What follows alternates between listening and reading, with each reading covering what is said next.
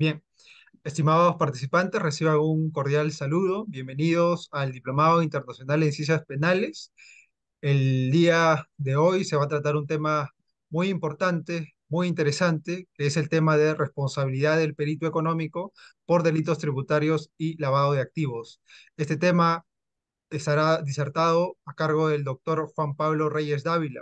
El doctor Juan Pablo Reyes Dávila es presidente del Comité de Peritos y Evaluadores del Colegio de Economistas de Lima. Cuenta con más de 32 años de experiencia en el campo pericial, judicial y fiscal. Se especializa en estudios de mercado, proyectos de inversión, peritajes contables, lavado de activos, precios de transferencia, entre otros.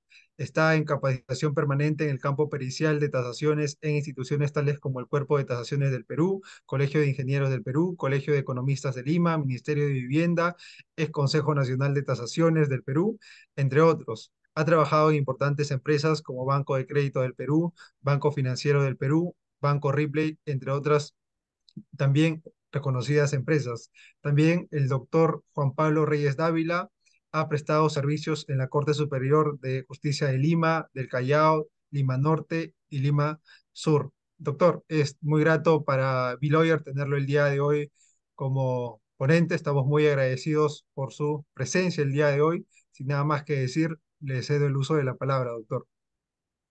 Buenas tardes, muchas gracias por la invitación.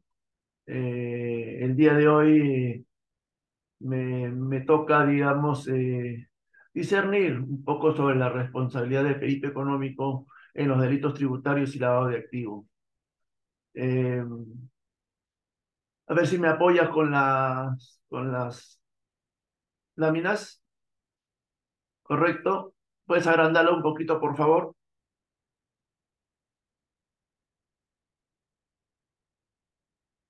Ok, la siguiente, por favor.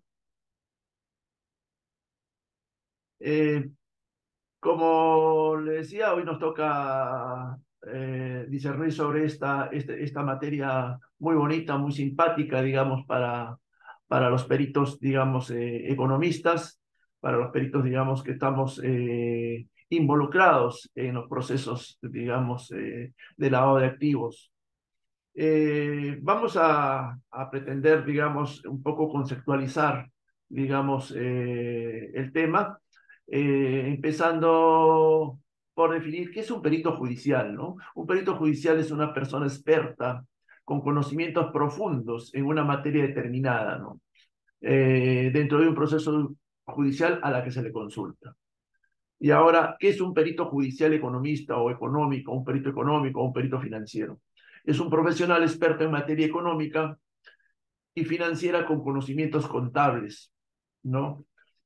Ahora, una pericia puede ser la pieza clave en un proceso para que el juez o fiscal emita un pronunciamiento certero, acorde con la ley, o también lo puede llevar a error.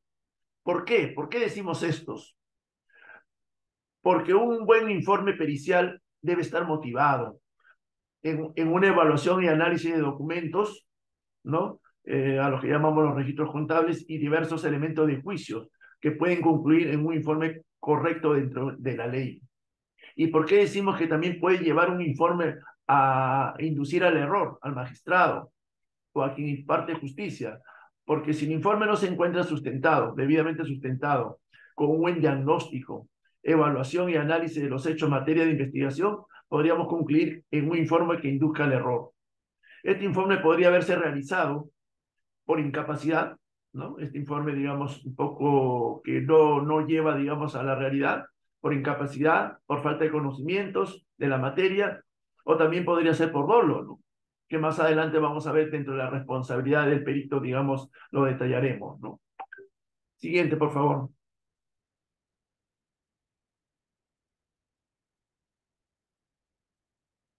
¿Cuál es la función de los peritos judiciales? ¿No? La función del perito judicial, ¿no? Es transmitir conocimientos en su campo, de índole técnico y científico, al juez o fiscal, ¿no? Por lo tanto, es requisito principal para realizar esta labor en contar con la capacidad y actitud física, moral y mental necesaria para poder intervenir en los procesos judiciales. Esa es la función, digamos, de los peritos judiciales. Siguiente, por favor. ¿Y en qué consiste la labor del perito economista, del perito judicial economista? El perito judicial, no economista, analiza objetivamente los elementos de juicios inherentes al proceso, de acuerdo a su conocimiento y experiencia en el área económica y financiera. También responde a las dudas o interrogantes del juez o fiscal de las partes sobre aspectos técnicos complejos netamente en materia económica y financiera. Realiza informes contrapericiales, quiere decir, digamos, que puede rebatir otros informes, ¿no? Contrastando los informes de los otros peritos intervinientes. Seguimos. Siguiente.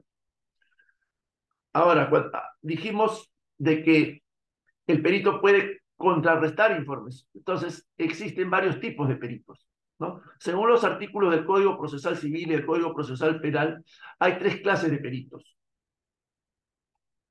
judiciales, ¿no? El perito de oficio, el perito de parte y el perito dirimente. ¿A qué le llamamos el perito de oficio? El perito de oficio es cuando es nombrado, ¿no?, por la magistratura, ¿no?, o por la fiscalía o por el juzgado, ¿no? Nombra un perito de oficio, ya sea, digamos, de planta o ya sea un perito adscrito, digamos, al Poder Judicial o a la Fiscalía de la Nación, ¿no? Y el perito de parte, ¿qué cosa es? Es cuando las partes involucradas, las partes investigadas, ¿no? También tienen la opción, digamos, de poder presentar un perito de parte, ¿no? Y un perito dirimente. ¿Qué es un perito dirimente? Es que cuando para el magistrado, para el fiscal, no, tanto la perita de oficio como la pericia de parte no le llena, no satisface las expectativas. Entonces, o hay mucha controversia entre el perito de oficio y el perito de parte, perdón. Y el magistrado tiene la opción de poder llamar a un tercer perito o un tercer bloque de peritos en el sentido, digamos, de poder dirimir, digamos, entre ambos peritajes. Siguiente.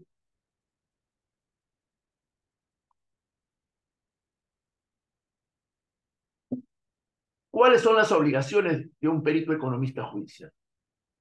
Los economistas peritos judiciales designados, dijimos, pueden ser de oficio o de parte, realizarán sus informes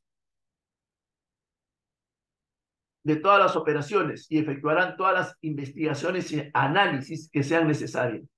Emitirán por escrito su informe o dictamen y lo ratificarán en una diligencia especial, no en una audiencia, cuando la autoridad lo requiera. Los peritos judiciales y todos los peritos, ¿no?, economistas, contadores, administradores, ingenieros, debemos actuar en todo momento con imparcialidad y objetividad, observando fielmente la veracidad y verdad. Cuando el perito judicial juramenta, promete decir la verdad. ¿Qué quiere decir con esto? Señores, los peritos, ya sean de oficio, nombrados por los magistrados, ya sean de parte, nombrados por las partes, deben actuar con total veracidad. No podemos transgredir normas y salirnos, digamos, del objeto para lo cual, digamos, se va a trabajar o se va a analizar o se va a evaluar. Siguiente. Siguiente. Ahora, ¿cuáles son las obligaciones de un perito judicial? De nosotros los economistas, ¿no? Cuando elaboramos un informe pericial económico, ¿no? ¿No? Debemos elaborar informes periciales económicos utilizando la metodología de la ciencia económica, método de la economía positiva y de la ciencia en general, inductivo, deductivo y análisis, y las técnicas y herramientas para la captación de los hechos económicos y datos económicos y financieros, para que en base a ello obtener proposiciones económicas, ¿no? Extraer los diferentes datos de carácter económico y financiero de las diferentes fuentes, ya sea de las piezas procesales de la carpeta fiscal, el expediente judicial, para poderlos comprender, analizar y convertirlos en variables económicos. Debemos extraer toda esa documentación, esas piezas procesales esos datos, esa información para poderlo analizar y evaluar y luego convertirlos en variables económicas. Siguiente.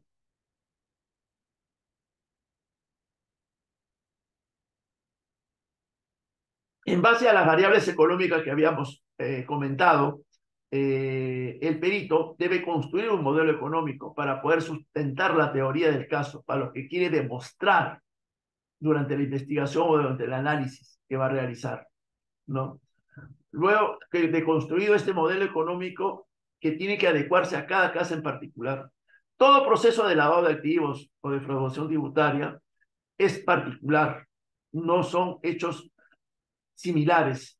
Podríamos por ahí ir, digamos, caminando y ir teniendo conceptos generales, pero cada hecho es particular.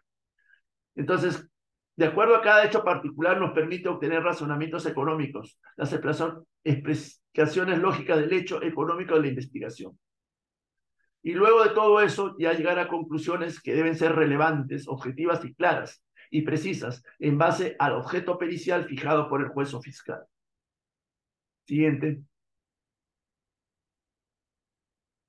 Ahora, cuando actuamos los peritos, ya sean los economistas o cualquier otro tipo de perito, se nos pregunta si podemos tener responsabilidades, digamos.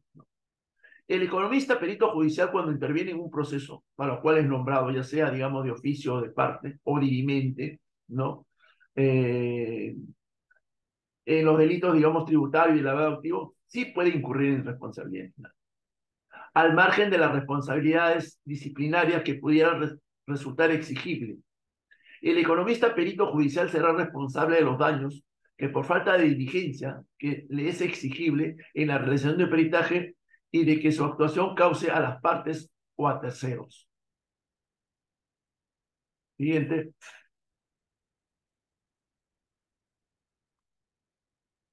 Podemos definir la responsabilidad penal del perito economista o de cualquier tipo de perito como la obligación de responder penalmente al cometer conductas dolosas en el ejercicio de su profesión durante su participación en los procesos por delito tributario y lavado de activos, que van a traducir en una sanción penal consistente en los delitos en que se haya incurrido, derivada de una multa o tal vez hasta una pena privativa de la libertad.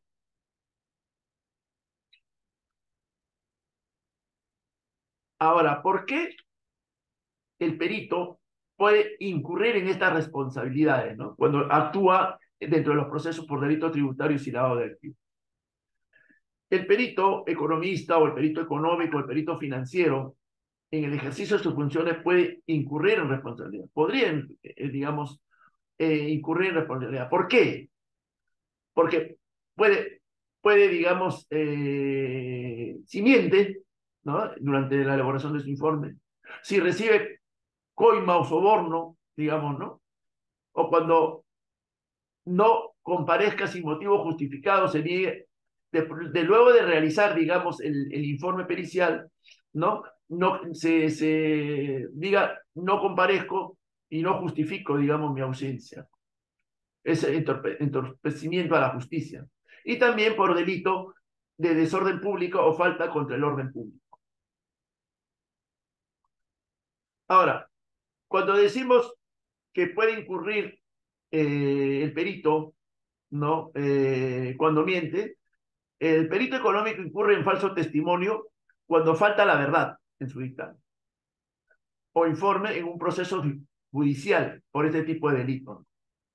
Eso se llama falso testimonio, lo llaman los doctores, los abogados, falso testimonio propio. Y en segundo lugar, al alterar o distorsionar los hechos o datos relevantes para el dictamen, sin faltar sustancialmente a la verdad. Esto se le llama falso testimonio parcial o impropio. En ambos casos, puede ser castigado con pena de prisión o multas o inhabilitación para ejercer la profesión. Ya no podría ejercer más la profesión. Ahí estaría mintiendo, digamos, para ver. Ahora, también dijimos cuando el perito recibe alguna coima o algún soborno. Esto legalmente lo llaman los abogados o en el código está como cohecho, el delito, ¿no? El perito económico incurrirá en el delito de cohecho ¿no? Cuando en provecho propio o de un tercero solicitase o recibiese por sí o por persona interpuesta una dádiva o presente, en otras palabras, una coima, o aceptar el ofrecimiento o promesa para realizar en el ejercicio de su cargo una acción o omisión constitutiva del delito. ¿Qué quiere decir? Que cuando el perito, digamos, recibe y para favorecer a una de las partes, ¿no? Para poder, digamos, desequilibrar o entorpecer, digamos, el informe pericial, eso también podría, y si es comprobado, podría, digamos, caer en el delito de cohecho. Siguiente. Ahora, el perito, nosotros los peritos, una vez terminado el informe, es presentado a la carpeta o al proceso a donde fue, digamos, pero sin justificación alguno, el perito, pues, no asiste a convalidar o a sustentar su informe. Ahí estaría obstruyendo a la justicia.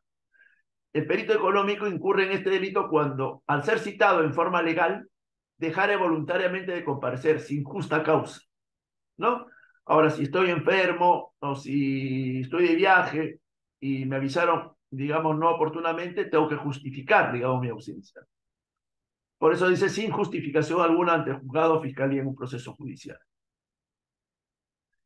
Siguiente y por último, también cuando el perito, ¿no? Dentro, digamos, de responsabilidad puede incurrir en delito de desorden público si el perito, ¿no? Como persona, perturba gravemente el orden en una audiencia judicial, ¿no? Tal vez por las preguntas les es incómodo y pueda, digamos, incurrir, digamos, y perturbar una audiencia, ¿no? Ahí también podría, digamos, incurrir, digamos, el delito, ¿no? Hemos hablado tanto, digamos, del perito en sí como, digamos, el peritaje, ¿no? Perdón, el perito en sí, digamos, las funciones y el rol, y ahora hablemos sí, digamos, lo que hace el perito, el peritaje en el lavado de activos, ¿no? El peritaje en el lavado de activos es una actividad que implica, ¿no? El economista, digamos, perito, la revisión de los procedimientos y operaciones que se requieren, conocimientos especializados en economía, auditoría, contabilidad, finanzas y negocios, entre otros, para poder realizar inspecciones y expresar juicios de valor y técnicos sobre el proceso. El peritaje se busca identificar el origen y las causas de los hechos considerados o sospechosos de delito, validar, confirmar, aclarar y evaluar los hechos con sus conocimientos y experiencias en cuestiones económicas, financieras, contables y auditoría. No. ¿Qué cosa quiero decir con esto? Que el perito economista debe basarse mucho su informe en el análisis. Si bien es cierto, la parte precedente nos lleva a poder evaluar la contabilidad también, digamos, de los hechos, digamos, dados en sí en un proceso, también nos lleva, digamos, a que debemos analizar y evaluar mucho. Mucho es el análisis y la evaluación, digamos, posterior, digamos, que hace sobre la documentación, digamos, que obra en autos o que puede ser proporcionada por las partes. Siguiente. Eh, Ahora vamos a ver muy someramente, yo creo que los señores abogados tienen mucho más conceptualización de eso, ¿no? Cuando hablamos de lavado de activos, sus conceptos y función, digamos, y característica, ¿no? Dijimos que era el perito, que es el peritaje en sí, ¿no? Y ahora le vamos para poder, digamos, después concatenar todos el perito, el peritaje y el delito en sí, ¿no? El lavado de activos es un proceso, ¿no? Se define como un proceso, fíjense, es un proceso económico, financiero y contable, ¿no? Habla de las ramas contable y económica, o económica y contable. Por eso, haciendo un paréntesis, ¿no? Cuando llamamos, y ahí, digamos, un poco, llamamos solamente a todos o a la mayoría de casos, dice, los jueces y magistrados dicen, vamos a hacer una pericia contable en un proceso de lavado de activos o de defraudación tributaria, ¿no? El cliché está dado, El cliché, digamos, viene, ¿no? Dice pericia contable. Pero en realidad, ¿qué cosa es el informe que se necesita en un proceso de lavado de activos? ¿No? Eso es un informe, digamos, que lleva la parte económica, financiera y contable. ¿Por qué? Porque está dirigido a dar apariencia de legitimidad a los activos originados o derivados de actividades criminales. Entonces, vamos haciendo todo el proceso, digamos, primero económico, financiero y después vamos a la parte contable para poder dar la apariencia de legitimidad, ¿no? Todos estos activos originados o derivados de actividades ilícitas o criminales, ¿no? Es una forma de criminalidad no convencional, ¿no? Del lado de activos, que brinda servicios de cobertura y aseguramiento al capital producido por la criminalidad organizada, ¿no? Es decir, que hay un, digamos, organismo criminal, digamos, que se organiza y comienza, digamos, a dar cobertura y asegurar al capital que viene produciendo, digamos, ilícitamente. Las operaciones de lavado de activos se caracterizan por observar y practicar todas las formalidades y procedimientos usuales. Digamos, el lavador de activos trata, digamos, de darle la formalidad y procedimientos, digamos, que son exigidos por cualquier negocio jurídico o transacción financiera, ¿no? Trata de ver, trata de insertar, digamos, el tema. Los autores del delito son personas con conocimientos especializados, de buena reputación financiera y económica, que les permite desarrollar hábiles acciones de elusión o fraude a la ley. Entonces, reiterando, digamos, ¿por qué, digamos, el proceso de lavado de activos es un proceso económico? Porque se basa en actos jurídicos de índoles económico y financiero, que finalmente van a ser registrados contablemente, en forma fraudulenta o en forma distorsionada, ¿no? ¿Y por qué financiero? Porque con estas operaciones se pueden obtener ganancias ilícitas, que vamos a ir insertando en la contabilidad, dándole el viso de formal, ¿no? ¿No? Por ejemplo, compro barato y vendo caro, ¿no? Pero ya compré, ¿no? Y ya tuve una utilidad que la, digamos, pago mi impuesto, pero ya estoy tratando de legitimar, digamos, la operación, ¿no? Siguiente, por favor. En este gráfico, poco, digamos, vamos a poder ver, digamos, cómo se puede lavar el dinero. El dinero limpio lo trato de mezclar con el dinero, digamos, ilícito, ¿no? Y trato de mezclarlo, digamos, una empresa y trato, digamos, de ver, digamos, el dinero, ¿no? Trato de ingresarlo al sistema financiero, de tal manera, digamos, de poder, digamos, ver, ¿no? Ahora, ¿y cómo sustento esta inserción, digamos, del dinero sucio, digamos, hacia el sistema financiero, ¿no? Por ejemplo, yo puedo pagar de la empresa Y a la empresa X con una factura falsa. Yo pago, ¿no? Saco el dinero, ¿no? Ese dinero sucio y lo recibo por emisión de una factura falsa. Y luego de recibido ese dinero, ¿no? Transfiero, ¿no? Transfiero, digamos, recibo la factura y pago, ¿no? Entonces transfiero, hago una transferencia bancaria a la empresa X sobre un bien que no existe, ¿no? Sobre una factura falsa. Y una vez que se recibe, digamos, el pago, esta empresa puede transferirla pues a bancos de, digamos, digamos, lo bancarizó y ahora lo transfiero a otro lado, ¿no? A una empresa, por ejemplo, offshore, digamos, ¿no? Y después esta empresa offshore le hace un préstamo a la empresa ahí. Entonces ya reciclé todo el movimiento y tal manera de darle una legitimidad, ¿no? Para poder ver. Y luego con ese crédito, con ese préstamo que yo recibí, digamos, ¿no? Puedo comprar, pues, bienes de lujo, puedo comprar propiedades, puedo digamos, insertarlo, digamos, en los diversos sectores. ¿Pero por qué? Y me dice, ¿de dónde salió ese dinero? Sale de el proceso, digamos, de un préstamo que obtuve, entre comillas, para poder verlo. Entonces así inserto, digamos, y le trato de dar los visos digamos, de legalidad, digamos, al dinero insertado. Siguiente.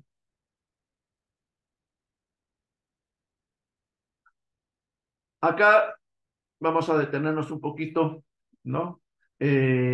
Para poder ver los objetivos como le decía, ¿no? Generalmente, en todo lado, digamos, tanto la Corte Superior, la Corte Suprema, la jurisprudencia que existe, ¿no? Siempre llamamos a las pericias o a los informes en este tipo de delitos, pericias contables. En realidad no son pericias contables solamente, son pericias contables, económicas y financieras. Están enmarcadas, digamos, de un objeto, digamos, y más adelante le voy a explicar por qué tiene que ser, digamos, una pericia multidisciplinaria, digamos, ¿no? Por decir, ¿no? Porque no solamente se emite, se ciñe netamente la documentación fuente, como le llaman los contadores, sino también en el análisis que deben hacer, digamos, para poder ver. Por ejemplo, ¿cuáles son los objetivos, digamos, de una pericia económica financiera? Primero, pueden ser tanto en personas naturales o personas jurídicas. En las personas naturales, pues, generalmente se le llama investigados directamente, a los familiares, a las amistades, a todos los que puedan tener, digamos, correlación o interrelación, digamos, con el elemento, el investigado base, por decir. Dentro de las personas jurídicas, pues son las empresas que pueden ser nacionales, pueden ser extranjeras, pueden ser, digamos, locales, ¿no? Y que también, digamos, el objetivo es ver las cuentas y todo eso, ¿no? Tanto en las personas naturales como en las personas jurídicas.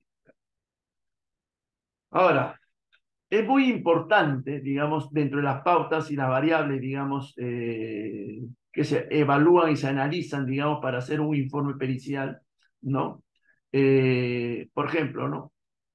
Si yo no tengo, por ejemplo, el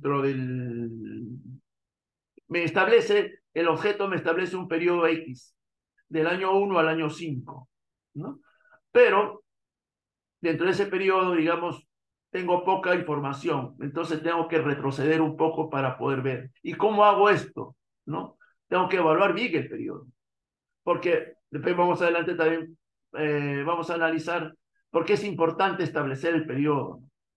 Es diferente a que una persona haga, entre comillas, su emporio, digamos, en un año, que lo puede hacer en 10 o 20 años.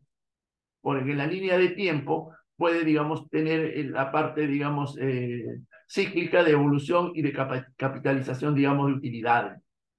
Todo eso hay que analizarlo dentro del periodo, ¿no?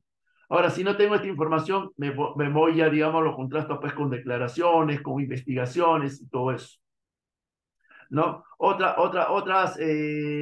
pauta que, digamos, tenemos en cuenta los economistas es cuando no hay registro de operaciones, ¿no? Cuando no hay registro de operaciones, ¿no? Por ejemplo, ¿no?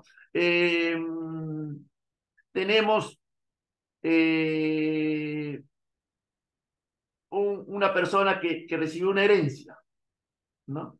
Pero no hay, pues, no hay la formalidad del caso.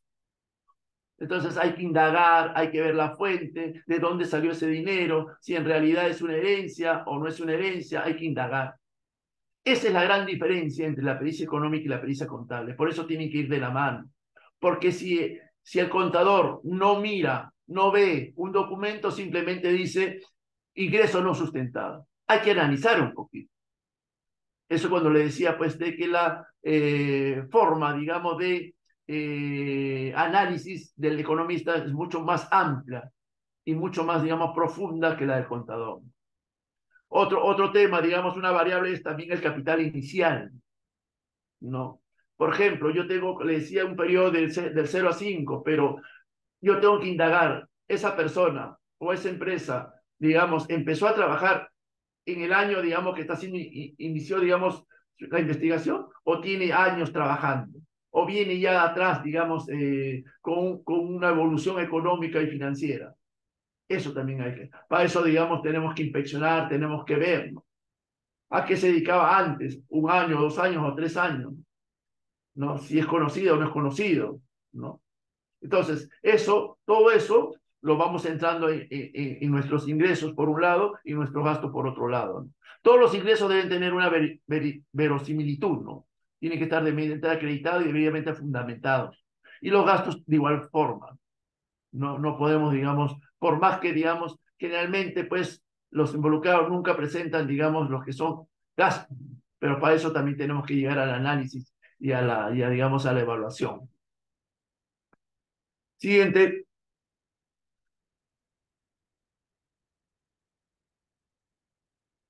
Ahora,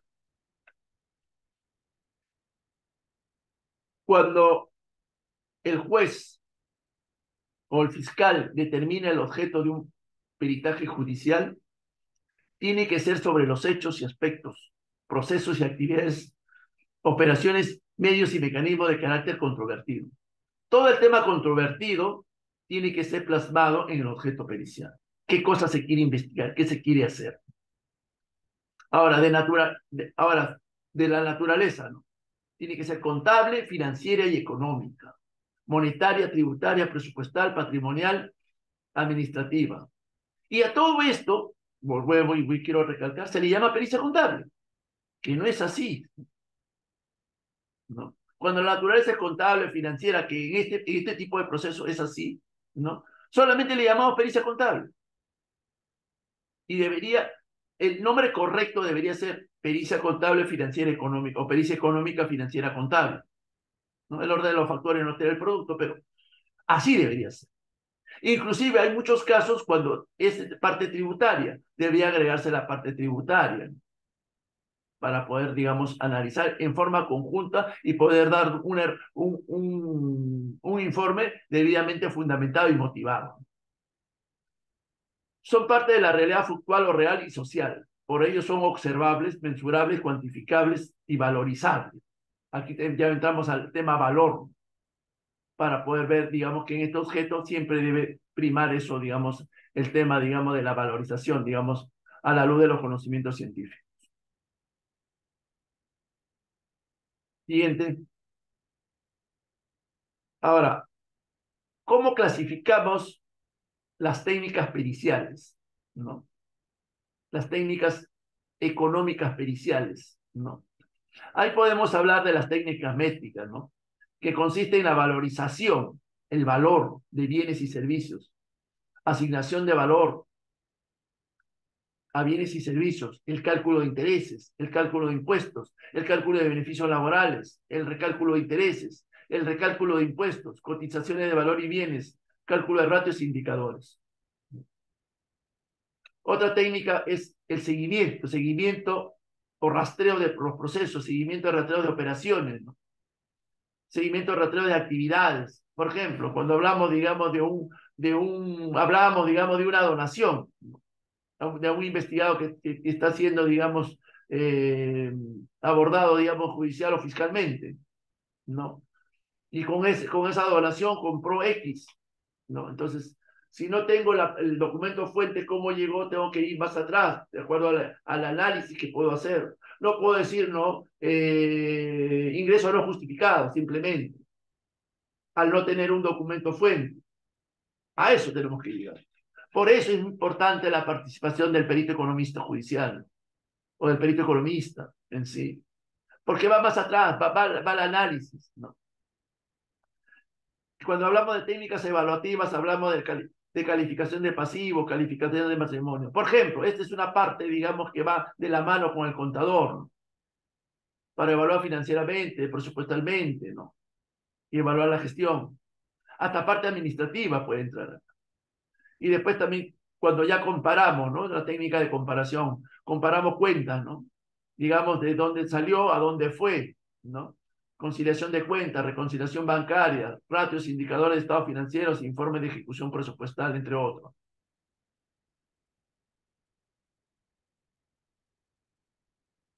Ahora, todas estas técnicas van en base al hecho controvertido.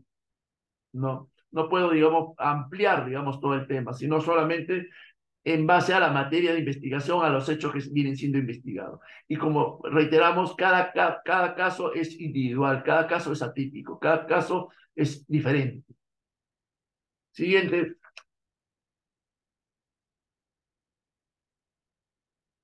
Hablamos de ahí de la valorización, ¿no? Entonces, es diferente cuando un investigado, pues, entre comillas, puede generar unos recursos, digamos, en un corto tiempo que, digamos, puede, digamos, generar a través de los años. Por ejemplo, ¿no? ¿Cómo podemos dar un ejemplo del valor del dinero en el tiempo? ¿No? Yo hace 10 o 15 años compré una propiedad, ¿no? En $5,000.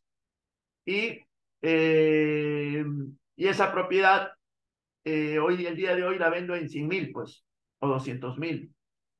Ese es el valor del dinero en el tiempo, ¿no? Es decir, pues, ¿cómo generé de 5,000 a 200,000?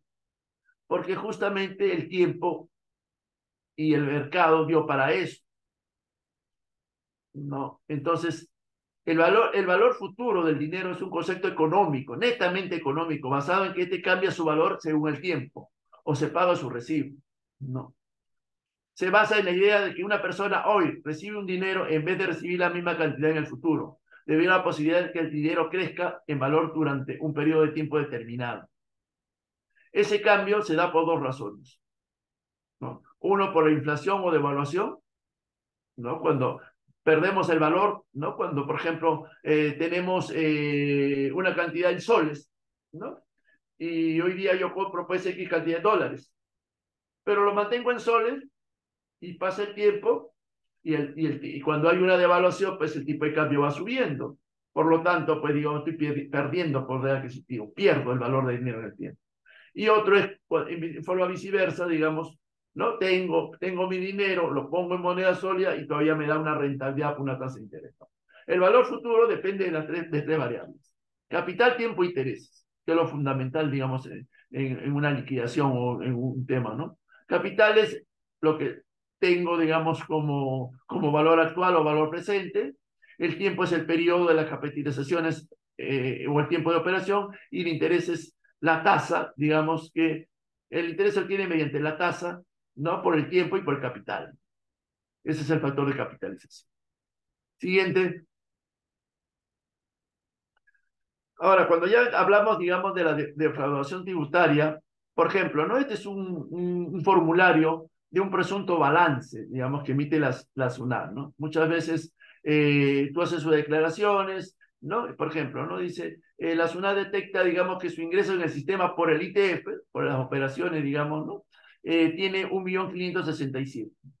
Pero según sus rentas, sus ingresos, declara por un lado, digamos, renta de primera categoría, 52.200. Esto puede ser por alquiler.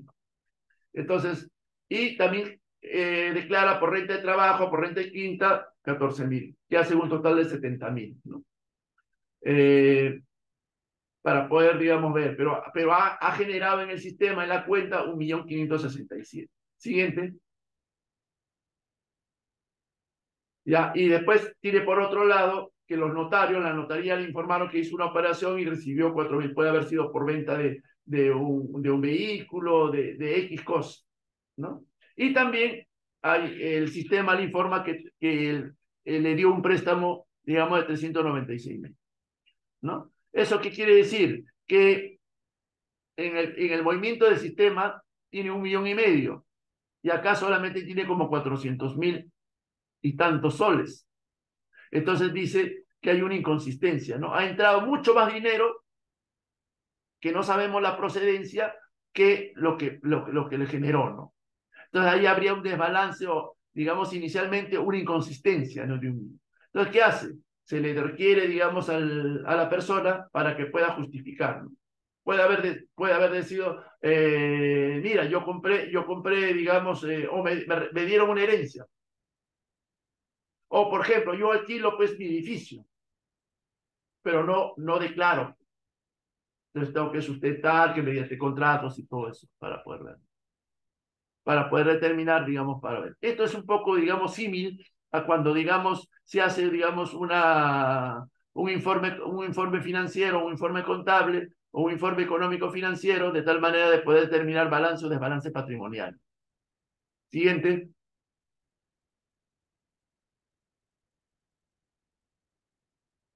Ahora, ¿cuáles son las variables que debe tener el perito, digamos, para poder hacer un buen informe de lavado de activos. Tiene que ver, digamos, dentro de la dimensión, digamos, que analizar. Por eso le digo, mucho es el análisis económico, ¿no? Ya, si, digamos, el investigado o los investigados que tienen propiedades, empresas, si ha realizado transferencias, cuántas cuentas bancarias tiene, qué movimiento tiene, si tiene operaciones en bolsa, si ha salido o no ha salido al exterior, ¿no? Si ha realizado otros tipos de préstamos, digamos, otras inversiones, y cuál es, digamos, su modo de vida, su modo operante de vida, cuál es su costo de vida, ¿no? Su canasta familiar, ¿no? Ahora, ¿cuáles son los indicadores de todos estos hechos? ¿No? Son adquisición y arrendamiento de propiedades, ¿no? Casas, terrenos, edificios, adquisición o arrendamiento, digamos, de maquinaria, ¿no? Vehículos, motos, ¿no? La creación de empresas, ¿no?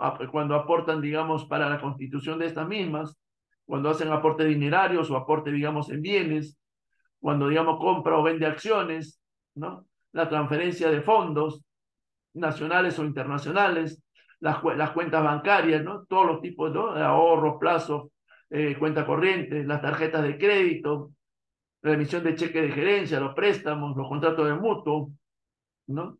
El movimiento migratorio, ¿no? Como decíamos, digamos, si sale o no sale, ¿no? Y todo el costo de vida, digamos, que pueda tener. Entonces, esta evaluación, digamos, tenemos que hacerla y analizar, digamos, en su contexto, digamos, todas las aristas que, digamos, pueda, digamos, evaluarse para poder llegar a un buen informe, digamos, financiero, ¿no? Siguiente.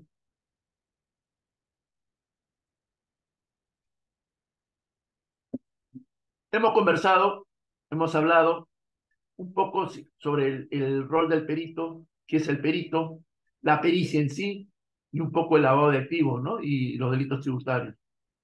Entonces queremos un poco ya aterrizar, digamos, en el tema, en el trabajo pericial. ¿Por qué, digamos, hay una diferencia o debe hacer un mutuo en, digamos, el rol del perito, ¿no? ¿Cuál es el rol del perito y cuál debería ser el perito económico? Existen diferencias en el trabajo pericial que realiza el perito económico, los economistas en sí, en estos procesos por delito tributario y lavado, versus el rol que cumple el perito contable. A pesar, y vuelvo a reiterar, de que a todos se le llama pericia contable, ¿no? Pero hay una gran diferencia. La diferencia, nosotros queremos simplemente, digamos, tecnificarlo o decirla de tal manera de que está en la metodología y la técnica y herramienta que se utilizan en ambas áreas. Una es la económica y otra es la contable. O podríamos decir la económica financiera y la contable. Mientras que el perito contable revisa, verifica todo tipo de documentos tangibles que tiene a la vista, ¿no? Libros, facturas, cuentas, para obtener y preparar su informe o dictamen, ¿no? Con los resultados que obtiene, ¿no? Cuantificándolos, basados en un balance, ingresos y egresos, pero con documentos tangibles, ¿no? No va más allá. ¿Por qué? Porque dice el contador, dice el perito contador de que ellos trabajan sobre documentos fuentes. En cambio, los peritos economistas, aparte de revisar esta documentación de documentos tangibles, ¿no? Desarrollamos la capacidad de análisis e interpretación de los fenómenos en el área económica y financiera, ¿no? Analizamos hechos económicos y financieros de los investigados. Siguiente.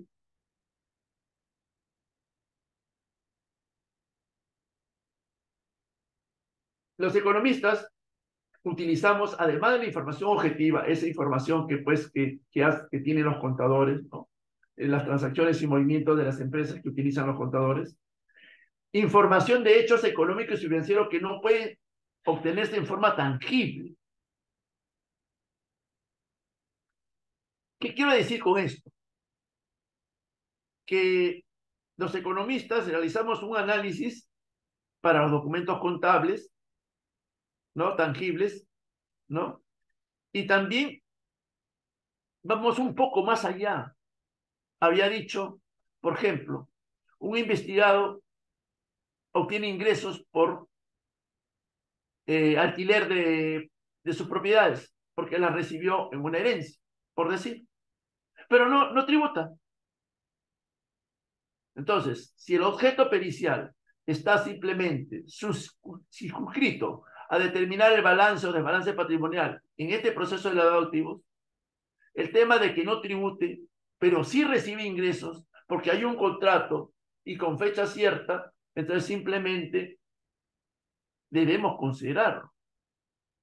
No porque no haya la tangibilidad de un informe SUNAT que diga que esta persona tributó, no podemos, digamos, decir que no tuvo el ingreso, digamos, y no es real. Salió de una cuenta, pasó a la otra cuenta. Por eso es que, digamos, vamos un poco más allá de lo tangible,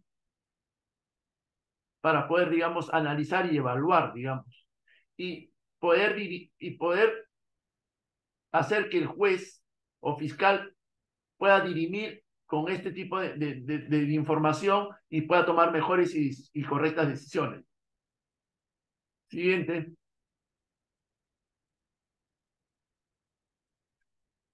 Otra gran diferencia es el enfoque que se realiza en los informes periciales.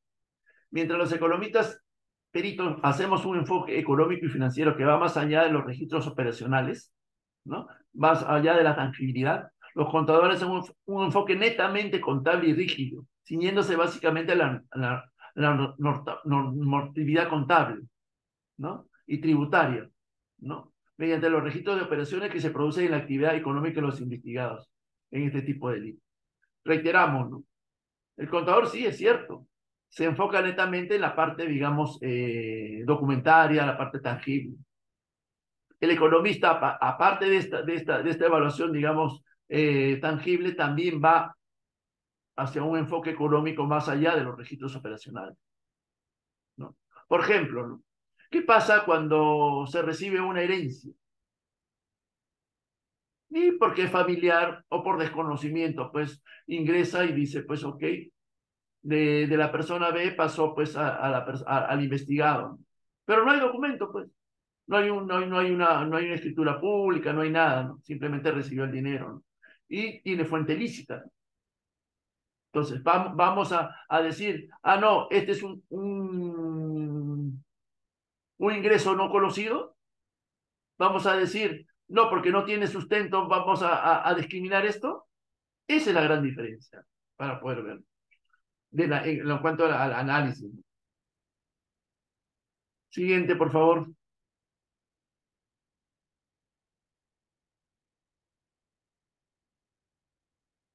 Una diferencia adicional es que la ciencia económica, por ende los economistas tomamos en consideración no solamente los hechos inscritos, ¿no? Sino también el entorno donde él o los investigados en este tipo de delitos, especialmente en el de lavado se encuentran inmersos y forman parte de la realidad económica. Por ejemplo, ¿no? ¿Qué pasa cuando, por ejemplo, ahora, ¿no? En estos tiempos, ¿no? Viene un empresario, viene un comerciante y pues compró pues un camión de limones, ¿no? Lo compró a 2 o 3 soles y viene acá y le agarró el alza y lo vendió a 15, 16 soles. Esa utilidad, ese margen, no lo vamos a registrar, no vamos a tener documento fuente. Entonces, ¿podemos decir que ha hecho lavado de activos porque hubo incremento? Esa es la gran diferencia, ¿no? Por eso debemos estudiar, debemos analizar el comportamiento económico, digamos, de dónde se desarrollan los investigados o dónde se desarrolló el investigado. Cuando, por ejemplo, se tiene casos, digamos, sobre los señores que trabajan, digamos, en la agricultura, ¿no? Muchas veces esos señores simplemente compran y venden, o los intermediarios que compran y venden. No hay boleta, no hay factura, no hay recibo. Y esa es la realidad nacional. Más aún cuando, digamos, sabemos que el 70 o 80% es informal en el país, ¿no? Y no lleva contabilidad, no lleva registros. Por lo tanto, es muy importante la participación del economista perito judicial porque analiza, llega, digamos, a investigar, digamos, hechos, digamos, un poquito más allá, digamos, de los documentos fuentes. Siguiente. Para terminar, creo que, digamos, como colorario, podemos decir, digamos, de que hemos detallado las diferencias entre la importancia del perito económico y también la importancia del perito contador. A pesar, digamos, reiterar, digamos, una vez más que todo, a todo le llamamos pericia contable, que no debería ser así. Debemos llamarle pericia contable, económica, financiera en este tipo de delitos. De tal manera, digamos, de que es muy importante la participación del economista perito judicial. No. Pero al margen de las diferencias que ya hemos enumerado y hemos detallado, siempre existe un complemento en ambas ciencias, la contable y la económica y la financiera, lo cual debe encaminarse a que los informes periciales para este tipo de delitos tributarios y lavado de activos deben ir complementados, tanto por el perito económico como por el perito contable. Eso es un poco, digamos, el mensaje y un poco, digamos, el rol que tiene el economista perito judicial, que va un poquito más allá del documento fuente, va un poquito más allá en la investigación, va un poquito más allá en la creación, digamos, de modelos económicos, de tal modo de poder demostrar y poder sustentar, digamos, la viabilidad, digamos, en este tipo de procesos en cuanto a los informes. Eso es todo por ahora. Muchas gracias, digamos, a los organizadores y quedo, digamos, a su disposición. Gracias.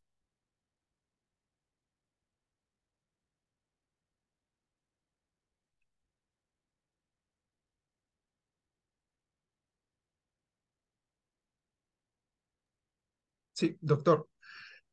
Bueno, muchas gracias. Ha sido una ponencia excelente donde usted ha rescatado cuál es la responsabilidad y sobre todo el rol del perito económico en los delitos tributarios y lavado de activos. Ha sido una ponencia excelente, ha sido una ponencia dinámica y sobre todo entendible, doctor.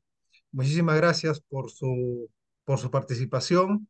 A nombre de Biloyer estamos infinitamente agradecidos. Esperamos que en otra oportunidad también nos pueda seguir apoyando en futuros eventos académicos, doctor. Muchísimas gracias. Que Ok. tenga una excelente noche. Gracias a usted por la diferencia y a la orden cuando guste. Gracias. Ok. Gracias.